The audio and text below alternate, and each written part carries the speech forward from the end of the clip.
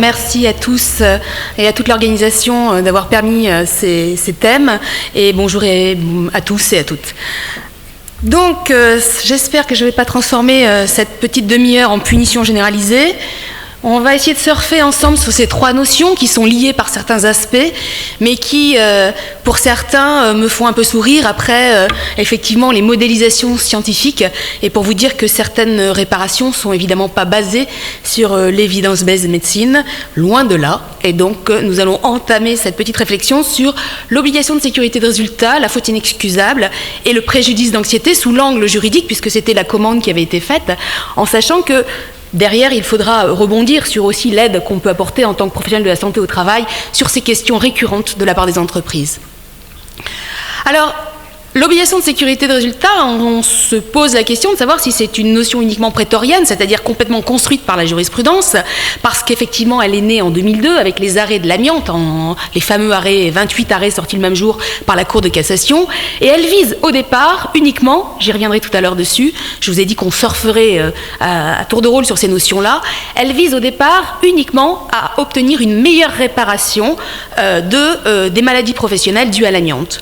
Et puis, la Cour de cassation, d'ailleurs, à ce moment-là, relit pour la première fois cette fameuse obligation de sécurité de résultat qu'elle affirme haut et fort à ce moment-là, à la faute inexcusable, puisqu'elle estime que le manquement à cette obligation de sécurité de résultat a le caractère d'une faute inexcusable, et donc elle lie ces deux notions, mais vous allez voir que ce n'est pas une liaison qui est toujours systématique, c'est-à-dire que le manquement à l'obligation de sécurité de résultat peut se traduire par autre chose qu'une faute inexcusable. Alors, je viens de vous le dire, une notion purement construite par les juges, non, certainement pas, parce qu'en réalité, derrière cette obligation de sécurité de résultat, on a une véritable assise légale, c'est-à-dire pas construite par les juges, mais bien présente dans les textes, des textes fondamentaux comme la Charte sociale européenne, je ne rentre pas du tout dans les détails, mais aussi la Charte des droits fondamentaux, la directive 489 sur laquelle, évidemment, on revient toujours et qui est susceptible, d'ailleurs, je vous le dis, d'une actualisation prochaine, et puis ces fameux articles L4121-1 et 2 et suivants, qui sont les socles, les premiers articles du socle du livre 4 sur la prévention des risques professionnels et qui, pour le premier, dit que l'employeur doit prendre toutes les mesures pour préserver la santé des salariés et qui, dans le deuxième article et les suivants, décline tous les principes généraux de prévention. C'est bien sur ces deux articles que se fonde cette obligation de sécurité, affirmée comme de résultat par la jurisprudence, mais qui est bien une obligation de sécurité, une obligation générale de sécurité. Je vous l'ai dit tout à l'heure, la première fois qu'on a parlé d'obligation de sécurité de résultat, c'était dans le droit de la sécurité sociale, puisque c'était dans le cadre d'une réparation de maladie professionnelle. Et donc, en fait, c'est une notion qui a été mise en exergue par la Cour de cassation, la chambre civile, c'est-à-dire celle qui s'occupait des accidents de travail et des maladies professionnelles, mais elle a peu à peu irradié dans le droit du travail. Et on dit donc qu'elle est partie on va dire, de l'ensemble de la sécurité sociale pour arriver dans le droit du travail.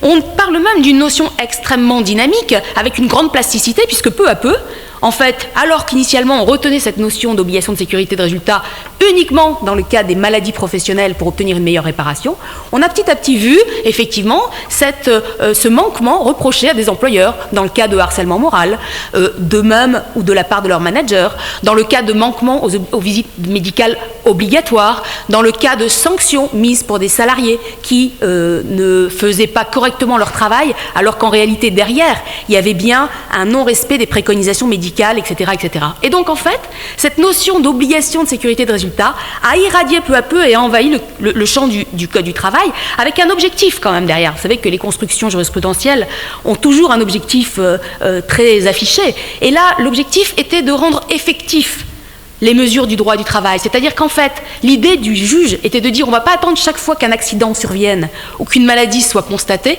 on va en amont de cet accident ou cette maladie professionnelle, si on constate qu'il y a un manquement dans les obligations de l'employeur, sanctionner l'employeur pour que par effet pédagogique, par feedback, eh bien, il prenne la mesure de l'importance de cette mesure et qu'il s'y conforme à l'avenir.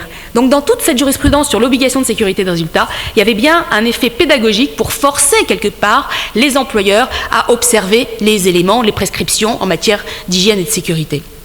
Alors, au milieu de tout ça, on a parlé de la faute inexcusable et on y reviendra, on a parlé de l'obligation de sécurité de résultat et on y reviendra aussi, mais comme le titre de mon intervention devait évoquer le préjudice d'anxiété dont on vient de voir qu'il y a des modélisations très scientifiques, il faut quand même observer ce que la jurisprudence a fait à ce propos-là. Je vous l'ai dit, elle ne s'est pas du tout reposée sur les données acquises de la science pour savoir comment elle allait indemniser le préjudice d'anxiété. Ce préjudice d'anxiété, il est né dans un autre domaine que l'amiante. Il est né dans le cadre du scandale du sang contaminé, dans les années 2000. Et c'est dans ce contexte-là qu'il a ensuite été importé, en 2010 seulement, pour les salariés exposés à l'amiante. Il a une définition. Et ce que je vais vous dire là, en une seule diapositive, est finalement la synthèse, on va dire, de 150 arrêts de la Cour de cassation sur ce qu'on appelle les coups d'accélérateur et les coups de frein autour de cette indemnisation du préjudice d'anxiété. La Cour de cassation n'a eu de cesse que de définir, de redéfinir, etc., les contours de ce qu'était ce préjudice d'anxiété au sens juridique du terme. Aujourd'hui, on a une jurisprudence relativement stabilisée, sauf sur un point sur lequel je conclurai cette diapositive. D'abord, donc, je vous le disais, la définition. La définition, c'est un préjudice d'anxiété est un préjudice moral qui découle d'une situation d'inquiétude permanente. Voilà comment c'est défini. Face à un risque de déclarer à tout moment, potentiellement, évidemment, on en a vu des exemples à travers toutes les interventions qui ont eu lieu, à tout moment, donc une maladie liée à l'exposition à l'amiante. Et ce préjudice moral, réparé sous l'angle du préjudice d'anxiété, va couvrir tous les troubles psychologiques. C'est-à-dire que vous savez que quand on obtient la réparation d'un préjudice, du moment qu'on arrive à alléguer un autre type de préjudice, eh bien, on peut demander au juge la réparation de préjudices connexes. Et là, le juge a récemment, entre 2016 et 2017, redit que quand on indemnise ce préjudice d'anxiété, c'est la totalité des troubles psychologiques qui seront en fait réparés. D'accord ? Donc ça, c'est le premier élément. Il y a des conditions, et ces conditions, elles ont été très mouvantes au cours du temps. Désormais, elles sont stabilisées. Que faut-il pour obtenir la réparation d'un préjudice d'anxiété au niveau des tribunaux ? Eh bien, il faut d'une part avoir travaillé dans un établissement classé, donnant droit à la cata, mais pas seulement avoir travaillé dans cet établissement-là, ce qui a fait l'objet de plusieurs jurisprudences différentes, il faut aussi être sur un poste listé dans ces établissements, c'est-à-dire par exemple si vous avez occupé un poste de secrétariat, il fut un temps la jurisprudence vous accordait quand même le préjudice d'anxiété si vous étiez sur un établissement classé. Désormais, il faut être non seulement dans l'établissement classé, mais sur un poste listé dans ces établissements-là. En dehors de ça, c'est toutes les conditions qu'il faut réunir, puisqu'il ne faut absolument pas démontrer l'état d'anxiété ou d'inquiétude permanente. Il ne faut pas de certificat médical pour alléguer cette anxiété. Il ne faut pas non plus d'examens médicaux périodiques, ou en tout cas attester de la périodicité de suivi de santé, qui pourrait majorer ou au contraire interférer, en tout cas sur le niveau d'anxiété. C'est tout. Vous comprenez bien que le préjudice d'anxiété se déclenche par une coalition de conditions qui sont strictement presque administratives. Et ça se répare devant le Conseil de prud'homme, et c'est indépendant de la faute inexcusable. Je vous l'ai dit, jurisprudence stabilisée, c'est-à-dire que là, en l'occurrence, c'est en l'état actuel des choses, depuis, on sait que ça va plus bouger là-dessus. Par contre, il y a quelque chose qui est en train de jaillir et qui inquiète beaucoup le monde des entreprises, c'est qu'on parle d'un état d'inquiétude permanente face à un cancérogène qui est l'amiante. Mais ça n'est pas le seul cancérogène, malheureusement, au milieu de travail. Et qu'est-ce qu'ont fait les associations de patients et qu'ont fait les conseils juridiques des salariés ? Ils se sont dit, mais attendez, il y a d'autres cancérogènes, donc on va demander l'indemnisation du préjudice d'anxiété pour tous les cancérogènes. Dès lors que vous avez une entreprise qui a exposé à un tel ou tel cancérogène, au nom de l'équité, il n'y a pas de distinguo à faire, on va demander l'indemnisation du préjudice d'anxiété pour tous ces autres cancérogènes. En l'état actuel des choses, la Cour de cassation n'est pas favorable à ouvrir grand les vannes, parce qu'évidemment, ça va poser de sérieuses questions, effectivement, derrière, finalement, financières essentiellement et de responsabilité. Mais on a les premières juridictions du fond, c'est-à-dire qui ont pris des décisions plutôt favorables, et donc on attend la décision en cours de cassation, donc dans les mois à venir, pour savoir si oui ou non ils ouvrent les vannes sur d'autres cancérogènes au nom de l'équité que l'amiante. Voilà pour le préjudice d'anxiété. Je reviens sur l'obligation de sécurité de résultat, donc vous comprenez que c'est quelque chose de beaucoup plus large, puisque j'ai fermé la parenthèse du préjudice d'anxiété. L'obligation de sécurité de résultat entraîne des conséquences propres. Et ces conséquences propres, elles se différencient en fonction de la situation de la personne. Je vous l'ai dit, la Cour de cassation, elle affirme que le manquement de l'employeur à cette obligation, cause nécessairement un préjudice. Attention, le fait de manquer à une obligation de sécurité, un des principes généraux ou particuliers de prévention des risques, cause nécessairement un préjudice, si on arrive à le prouver, aux salariés. Mais vous comprenez bien que ce préjudice, ce n'est pas forcément parce que ça s'est traduit par un accident de travail ou une maladie professionnelle. Et donc, c'est pour ça que ça peut se traduire par plusieurs choses.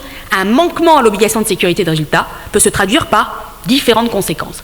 La première, je vous l'ai dit, on y reviendra après, c'est s'il y a un accident ou une maladie professionnelle, la conséquence, ça sera manquement à l'obligation de sécurité de résultat égale faute inexcusable. Mais en dehors de tout accident de travail ou de maladie professionnelle, les tribunaux sont arrivés à réparer le préjudice, puisqu'on vient de voir que c'est obligatoirement un préjudice pour le salarié, à réparer un préjudice qui n'est pas un accident de travail, une maladie professionnelle. Ça peut être quoi? Eh bien, ça peut être par exemple un licenciement. Un employeur qui aurait licencié un salarié à la suite d'une inaptitude. Le salarié va au prud'homme et dit « Mais attendez, cette inaptitude, elle est le fruit du non-respect par l'employeur depuis des années de préconisation de médecin du travail. Donc cette inaptitude est un manquement à l'obligation de sécurité de résultat de l'employeur. Et donc le licenciement sera indemnisé au titre du manquement de l'obligation de sécurité de résultat de l'employeur avec des dommages et intérêts complémentaires en plus des indemnités de licenciement. C'est pareil par exemple dans le cas de harcèlement moral. Et ça c'est dans le cas où effectivement les déclinaisons possibles de ces manquements. Troisième situation, et donc c'est ce qu'on appelle, excusez-moi pour la deuxième, c'est ce qu'on dit finalement, on remet en cause le pouvoir de direction de l'employeur, puisque quand il licencie ou quand il sanctionne, on peut réparer les préjudices du salarié dans le cadre d'un manquement. Troisième situation, c'est ce qu'on appelle la prise d'acte, c'est-à-dire le salarié qui, pas content des situations dans lesquelles il est, va au prud'homme et demande la rupture du contrat au tort de son employeur, sous prétexte qu'il y a, ou au motif que, parce que c'est pas sous prétexte que, ça serait péjoratif, au motif qu'il y a un manquement à l'obligation de sécurité de résultat de son employeur. Alors évidemment, tous les salariés ne font pas ça, il ne faut surtout pas leur conseiller, parce que comprenez que quand même, le prud'homme là-dedans, il va regarder ce qui s'est passé, et s'il estime que le manquement est suffisamment grave, effectivement, il constate que la rupture est au tort de l'employeur, et il requalifie cette rupture en un licenciement qu'il impute, sans cause réelle et sérieuse, donc qu'il impute à l'employeur avec des dommages et intérêts. Donc comprenez bien que le manquement à l'obligation de sécurité de résultat, eh bien, je vous ai fait un petit schéma récapitulatif. Il se traduit par, en cas d'ATMP, par une faute inexcusable, mais hors ATMP, par des dommages et intérêts, soit parce qu'il y a eu un licenciement, soit parce qu'il y a une prise d'acte et on le requalifie en licenciement avec dommages et intérêts, soit s'il y a une sanction disciplinaire, je vous ai déjà expliqué tout à l'heure un petit peu vite, mais qu'un employeur a mis, par exemple, je pense à une affaire, où un employeur a mis un avertissement à un salarié pour insuffisance professionnelle, en disant qu'il était pas très dynamique, qu'il n'arrivait pas vraiment au résultat escompté. Et le salarié a dit, oui, mais moi, mon médecin du travail, il avait mis des restrictions. Vous ne respectez pas les restrictions, et donc l'avertissement tombe. Autre exemple, pas de temps dans ce domaine, un salarié qui lui-même ne fait pas, tenez-vous bien, ne fait pas ce que le médecin du travail lui a interdit de faire. C'est-à-dire qu'il ne fait pas de manutention lourde de plus de 15 kilos, par exemple. Et donc, il ne fait pas ce que son employeur attend de lui. Eh bien, l'employeur lui met un avertissement en disant « vous obéissez pas à mes ordres », et le salarié se retranche derrière le fait que son médecin avait mis une restriction au plus de 15 kilos, donc que c'est absolument opposable à l'employeur, et que toute sanction, du coup, est nulle du fait de ce non-respect, et au motif toujours d'alléguer le manquement à l'obligation de sécurité de résultat. Donc, vous voyez comment cette obligation de sécurité de résultat peut se transcrire en différents domaines, hors accident de travail ou en cas d'accident de travail. Focus justement sur cette faute inexcusable. Focus sur cette faute inexcusable parce que vous savez que cette faute inexcusable, elle est fixée dans le code de la sécurité sociale. On n'est pas dans le code du travail, on est dans le code de la sécurité sociale. Et dans le code de la sécurité sociale, il est prévu qu'effectivement on puisse reconnaître cette faute inexcusable uniquement en cas d'accident de travail ou de maladie professionnelle. Là, pour le coup, on a une définition. Il faut avoir eu conscience du danger et n'avoir pas pris les mesures nécessaires pour préserver le salarié. Vous savez que c'est pas seulement... On ne va pas dire, l'employeur ne peut pas se retrancher derrière le fait de dire « mais moi je ne savais pas, je n'ai pas fait mon évaluation des risques » par exemple.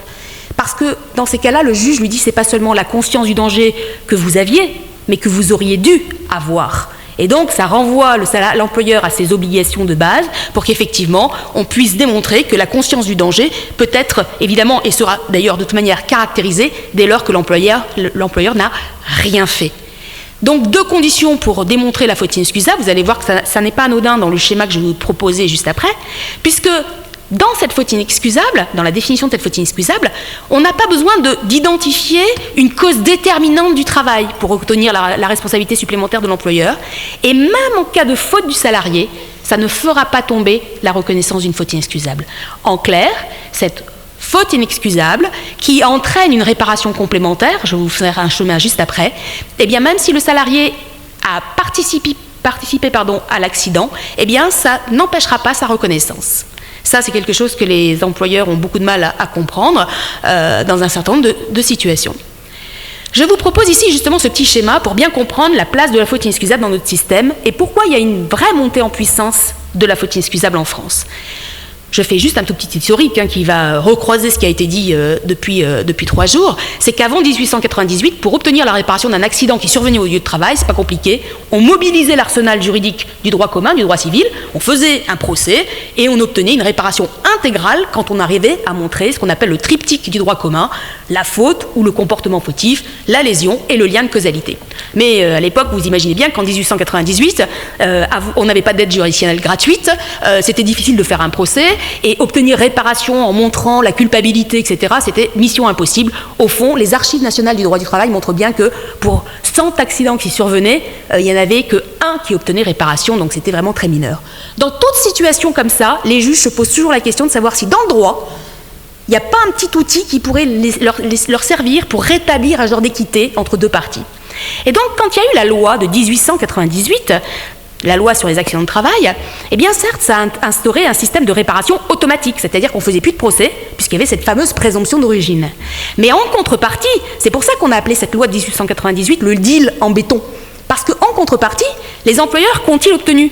Eh bien, ils ont obtenu qu'on ne répare plus intégralement les lésions, mais juste forfaitairement.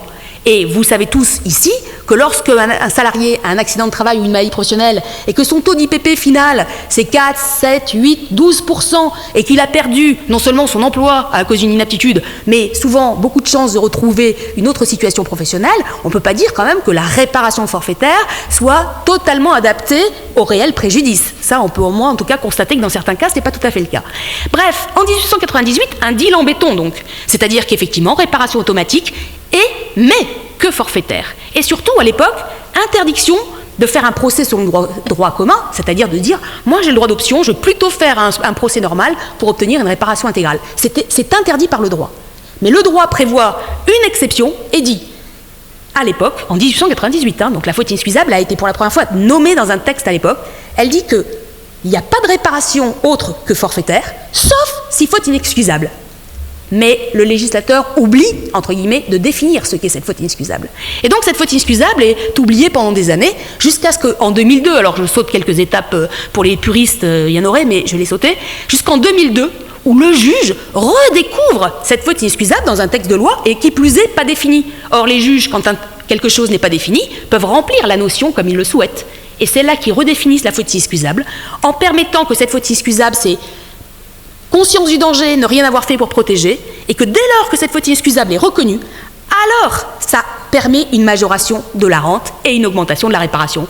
La boucle est bouclée, les juges ont voulu améliorer une situation qu'ils considéraient comme peu équitable pour les victimes à l'époque de l'amiante, peu à peu de beaucoup d'autres situations, et donc désormais, ils ont facilité la reconnaissance de la faute inexcusable en finalement,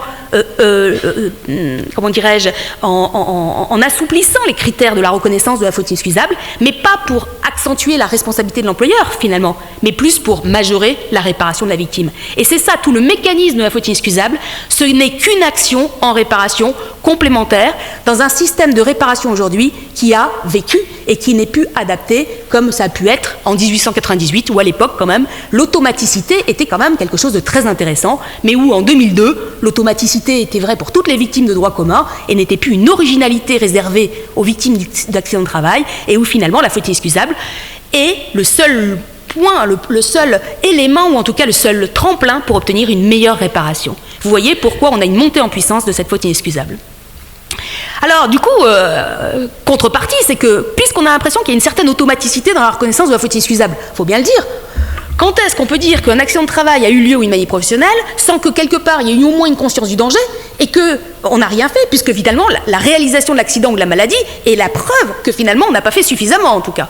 Et donc du coup, il y a une certaine automaticité qui décourage un petit peu. Et les employeurs, vous leur dites, bon écoutez, faites de la prévention, il faut faire évaluer, il faut faire ci, etc. Ils vous disent, oui mais à quoi ça sert? De toute manière, moi je suis toujours sanctionné, quoi que je fasse, de toute manière, ça se finit toujours par arriver, et moi, on ne reconnaît pas les efforts potentiels que je peux faire. La Cour de cassation, en 2015, a amorcé un virage. Et c'est peut-être là le point le plus important, non pas de tout ce que je viens de dire, mais de ce qu'il faut retenir à l'avenir pour à la fois encourager les entreprises et leur dire qu'il y a quand même quelque chose que la Cour de cassation a entendu sur ce point-là. J'y reviendrai juste après. Parce que les conséquences de la faute inexcusable, elles sont lourdes, elles sont très favorables pour le salarié, enfin elles sont plus favorable que le salarié, parce que c'est pas une réparation intégrale, hein, c'est une réparation majorée, on va dire. D'abord, c'est assez complexe, hein, parce que c'est une lettre recommandée à la CEPAM, etc. Après, il y a une conciliation au niveau de la caisse primaire, et puis si ça marche pas, et ça marche pas très souvent, après ça va au tribunal des affaires de la sécurité sociale, donc vous comprenez tout de suite combien de mois ça va prendre, quoi. Bref, cette faute inexcusable, elle est assurable par les entreprises, elles peuvent s'assurer. Mais aujourd'hui, les entreprises, c'est une quote-part supplémentaire pour l'assurance professionnelle, responsabilité civile, et ça coûte cher, donc toutes les entreprises ne sont pas indemnisées.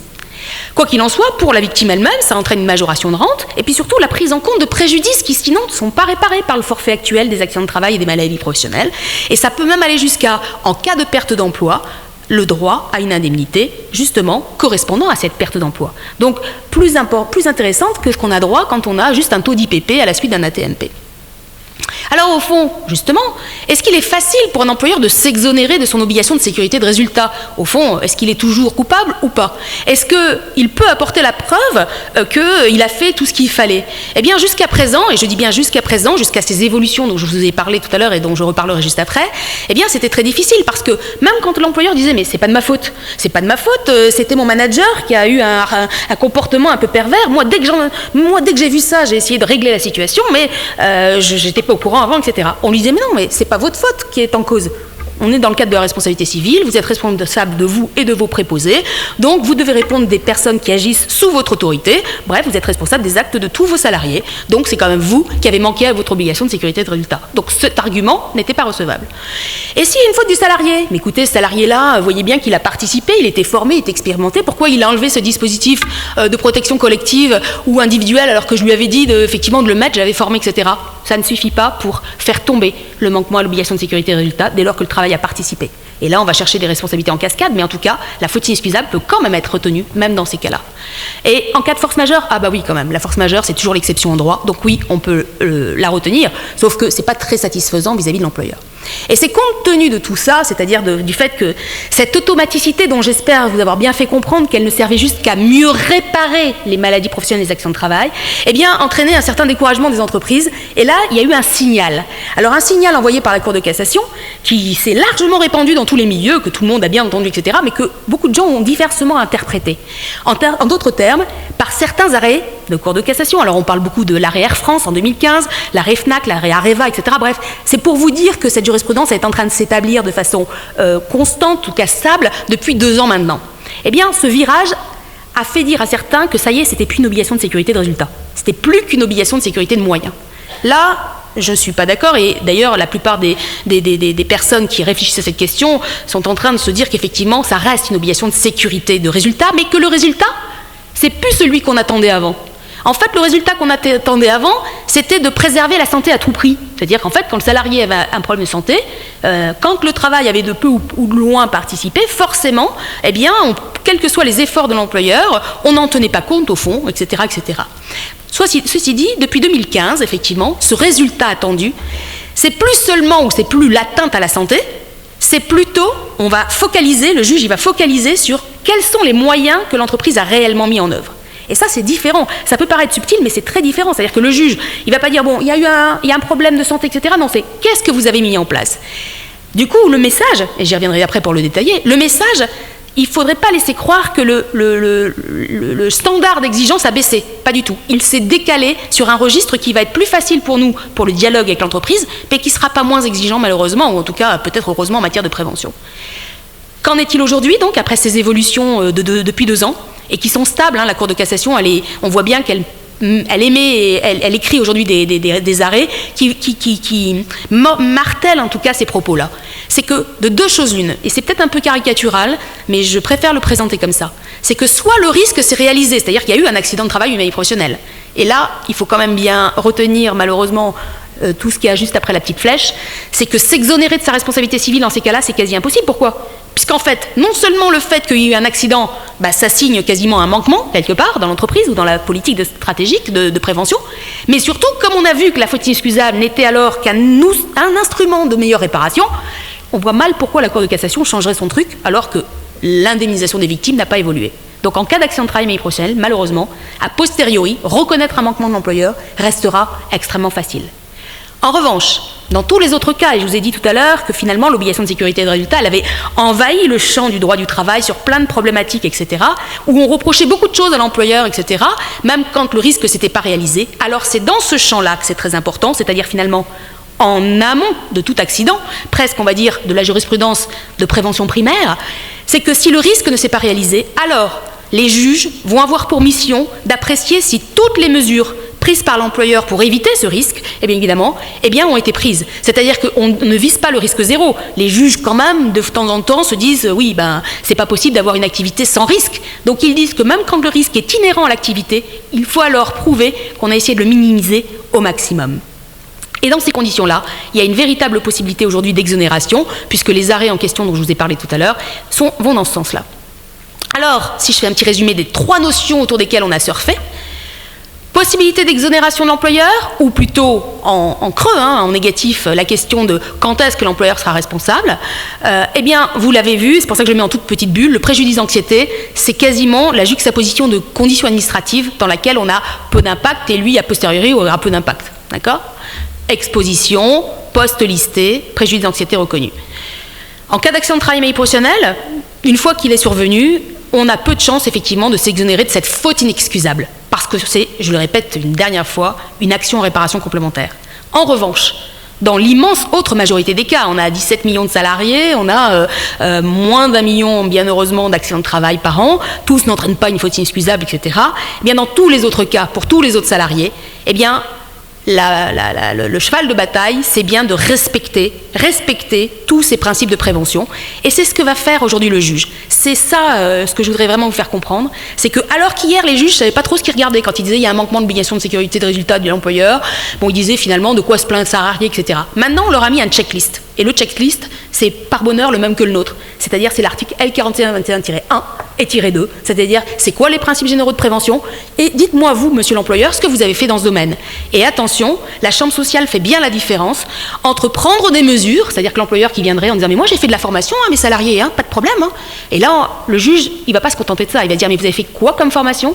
Pour quel risque ? Par rapport à quelle typologie de travail réel ? Et par rapport à la coexistence ou à la compatibilité ou à l'adéquation entre ce que vous avez apporté comme moyen de prévention par rapport à la précision ou à la caractéristique du risque auquel vous exposez vos salariés. » Et donc, on fait bien la différence entre prendre des mesures et tout mettre en œuvre pour éviter le risque. C'est comme ça que dans un arrêt tout à fait récent, un employeur a pu, entre guillemets, dire qu'il n'avait pas eu de responsabilité dans une situation de harcèlement moral, on était bien dans une situation de harcèlement moral, dans la mesure où, non seulement en amont, il avait pu, effectivement, non seulement dire qu'il avait évalué les risques, mis en place un audit, mis une ligne téléphonique, etc., mais que quand la situation de harcèlement s'était concrétisée, ou en tout cas quand une difficulté était née, a posteriori, il avait aussi pris des mesures pour les résoudre et pour essayer d'y faire face. Donc, il faut être absolument complet pour satisfaire à ce cahier des charges qui reste, vous l'avez compris, extrêmement exigeant, mais en tout cas qui reste maintenant sur un registre où on peut discuter, puisqu'on sait ce qu'on attend. Dans ce domaine, vous le comprenez bien, on a nos 4 missions, et nos 4 missions, au-delà du suivi de santé, sur lesquelles on ne revient pas parce qu'on a beaucoup parlé, etc., ces missions de conseil, d'aide à l'évaluation et de traçabilité deviennent des enjeux majeurs dans ces contextes-là, d'autant plus qu'en matière de responsabilité, et vu les enjeux d'action récursoire, etc., où les entreprises, en payant, se demandent si elles ne pourraient pas essayer d'impliquer quelqu'un d'autre avec elles lorsqu'elles sont mises en cause, où on doit être irréprochable dans ces conseils-là et dans les missions qui sont les nôtres. Je vous remercie de votre attention.